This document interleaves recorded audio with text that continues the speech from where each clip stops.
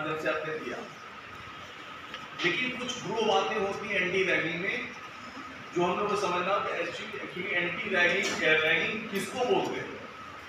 Ragging ऐसी कौन सी चीज है जिसको हम ये एक्टिविटीज हुई ये हुई तो वो रैगिंग में आ गई। तो इस चीज को समझने के लिए यूजीसी की गाइडलाइन आई थी जिससे उन्होंने बहुत डिटेल्स बहुत सारा चीज हर पॉइंट बिंदु पर उन्होंने फोकस किया हुआ। जो चीज मैं लाया हूँ ये पीपीटी यही छोड़ दूंगा क्योंकि आप लोगों के भविष्य में भी काम आएगा। जो हमारे आने वाले समय में यूनिवर्सिटीज में भी एक बोर्ड के रूप में लगेगा।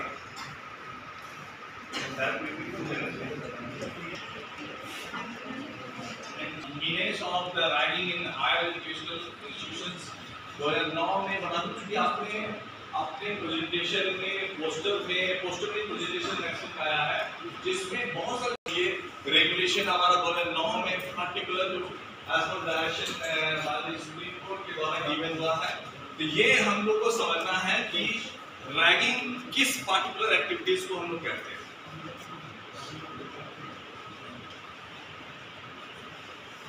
What constitutes ragging? Actually ragging क्या होती है? तो पर्टिकुलर बहुत सारे पॉइंट्स हमारे अभी आएंगे आगे में जो डिफरेंट जो एक्टिविटीज हैं वो अगर हो रहा है तो रैगिंग की श्रेणी है। इस चीज को बहुत क्लियर कर समझिएगा क्योंकि आपको भविष्य में आगे और भी हायर एजुकेशन में जाना है या अन्य जगह और भी टीचर बनना है तो बहुत चीज बच्चों को बताना होगा।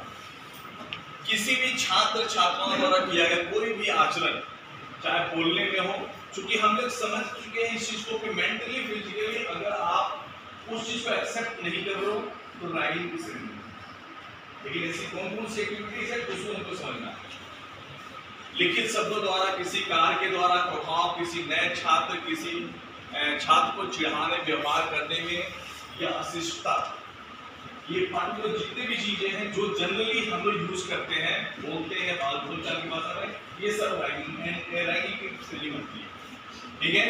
नाउ द सेकंड वन किसी भी छात्र छात्राओं द्वारा उपद्रवी या अनुशासनहीन गतिविधियों में शामिल होना जो किसी नए या किसी अन्य छात्र में झुंझलाहट। चूंकि हम लोग जब एक्टिविटीज होती है बातचीत के दौरान बहुत सारे सीनियर जब आपके परिचय ही पूछते हैं तो परिचय में भी बहुत अंदर तक परिचय में पूछने चले जाते हैं तो आपके अंदर में मन में कुछ बातें चलने लगती है जो इस तरह की एक्टिविटीज आने लगी।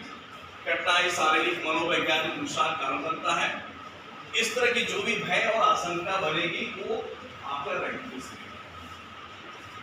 किसी भी छात्र को ऐसा कोई कार्य करने को कहा जाए जो सामान्यतः रूप में नहीं होता है लेकिन हम उसको काम करने दे रहे हैं ये भी आपकी शर्मिंदगी पीड़ा शर्मिंदगी भावना पैदा करना ये इस तरह की भी जो है रैगिंग की श्रेणी में क्लियर है।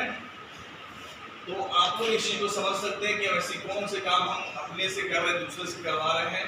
ये आपको खुद तोड़ना होता है कि किसके दिमाग में मेंटली हम क्या दे रहे हैं उसके आधार पर हम रैगिंग और उससे बाहर की चीजों को हम जान पाएंगे। किसी वरिष्ठ छात्र द्वारा किया गया कोई भी कार्य जो किसी अन्य छात्र या नए छात्र की नियमित शैक्षणिक गतिविधि को रोकता है। अभी रिसेंटली रिपोर्ट में भी किसी ने भी बता रहे थे कि उसकी सारे एजुकेशन की सारे पढ़ाई लिखाई बंद हो गई। ठीक है। तो ये चीजें भी बाधित करती है जो वो भी रैगिंग से नहीं बनता है। किसी व्यक्ति या छात्रों के समूह को सौंपे गए शैक्षणिक कार्यों को पूरा करने के लिए अब चूंकि हम अगर मान लीजिए सीनियर हैं हम आपसे काम करा रहे हैं तो ये भी रैगिंग की श्रेणी में आता है। सो इसको भी बहुत ध्यान देना है क्योंकि यहाँ भी शोषण की बात आती है। हम अगर इंटरेस्टेड नहीं है हमारा फील्ड डिफरेंट है हम कुछ और करना चाहते हैं बट आप मुझे मेरा समय यूज कर रहे हैं मुझसे काम करा रहे हैं वो भी रैगिंग की श्रेणी में है। सर इसमें एक और हाईलाइट करते हैं क्योंकि श्रेणी रैगिंग की यहाँ बहुत कुछ है लेकिन आज के डेट में यूनिवर्सिटीज में डिफरेंट लेवल्स में भी रैगिंग होती है। हम लोग की रैगिंग भी होती है इन डिफरेंट सिचुएशन में। ठीक है। उस चीज को समझना है कि रैगिंग किस किस क्षेत्र में किस वे में हो रही है। सिर्फ हम लोग इसी चीज को नहीं जाने इसके अलावा भी आपकी रैगिंग हर क्षेत्र में हो रही है। छात्रों द्वारा किसी नए या किसी अन्य छात्र द्वारा डाला गया वित्तीय जबरदस्ती। अगर माइंडसेट में अगर ध्यान रखोगे फाइनेंशियली भी अगर किसी प्रकार का बोझ किया जा रहा है किसी चीज पर ये भी आपके रैगिंग केस में आते हैं।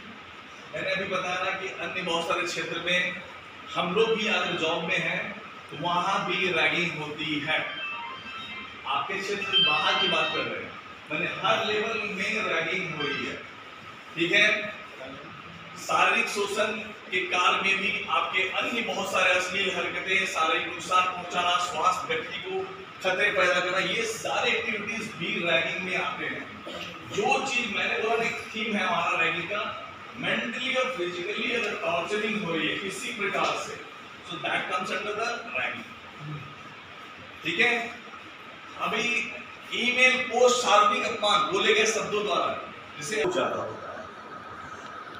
नाउ द नेक्स्ट वन, कोई भी कार्य को किसी नए छात्र या अन्य छात्र के मानसिक स्वास्थ्य, आत्मविश्वास को प्रभावित करता है, that also comes into the आपके एंटी रैगिंग। ये पर्टिकुलर जो पॉइंट्स है, these are some important points जो रैगिंग के क्षेत्र में आते हैं, और ये यूजीसी के एंटी रैगिंग में है। ये ऑलरेडी नोटिफाइड है, 2009 के रेगुलेशन में ये ऑलरेडी नोटिफाइड हो चुका है, सुप्रीम कोर्ट का ऑर्डर पर।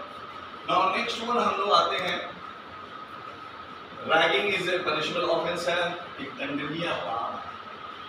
इसमें जब दंडनीय की बात आती है तो फिजिकल भी होता है, फिनांस भी आता है, ठीक है। जो अभी आपके किसी के पीपीटी के माध्यम से मैंने देखा, बहुत सारे आपने कुछ प्राइस फिक्स किया हुआ था, वो सब आए थे। नाउ इसमें कुछ एडमिनिस्ट्रेटिव एक्शंस होते हैं, हर यूनिवर्सिटी कॉलेज में बहुत सारे जगह पर कक्षाओं में भाग लेंगे और शैक्षणिक विशेषाधिकारों से निलंबन हो जाएगा इसका, क्योंकि ये कुछ पॉइंट्स आपके किसी बच्चे में, आपके फ्रेंड में था, ये फेलोशिप अन्य लाभों को रोका जाएगा, किसी परीक्षा मूल्यांकन प्रक्रिया में शामिल नहीं होने दिया जाएगा, परिणाम को रोक दिया जाएगा आपके सेमेस्टर के एग्जाम को। एंड नाउ किसी भी क्षेत्रीय, राष्ट्रीय, अंतर्राष्ट्रीय बैठक, टूर्नामेंट, क्योंकि डर बहुत इंपॉर्टेंट है, रैगिंग हो रही है ना, डर है तभी आप इस चीज से भागिएगा, नहीं तो आप इस चीज को करते रहिएगा। ये भी टूर्नामेंट, युवा उत्साह, जो भी इस तरह की चीजें एक्टिविटीज होगी उसमें आपको भागने नहीं दिया जाएगा। छात्रावास से निलंबन हो सकता है, हॉस्टल में आप रहते हैं, प्रवेश रद्द हो सकता है, आपका कैंसिल हो सकता है एडमिशन, चारों सेमेस्टर की अवधि के जो संस्थान से आपका कंप्लीट निष्कासन भी हो सकता है, एक्सपेंशन भी हो सकता है। संस्थान से निष्कासन और परिणाम से एकदम निर्दिष्ट अवधि के लिए किसी अन्य संस्थान में प्रवेश भी रोक सकता है। ऐसा नहीं कि आप यहाँ कर रहे हैं, ऐसे एक्टिविटीज का एक रूपरेखा अगर बहुत बड़े लेवल में है तो आपको दूसरे इंस्टीट्यूशन में भी एडमिशन होने में रोका जा सकता है। एंड इसकी फाइन रेंजिंग जो है लगभग 25,000 से अप टू 1 लाख तक के बीच में वैरी करता है। डिफरेंट सिचुएशंस पर 1-2 क्राइम मिक्स होकर के उसकी रेट डिफरेंट वैरी करती है।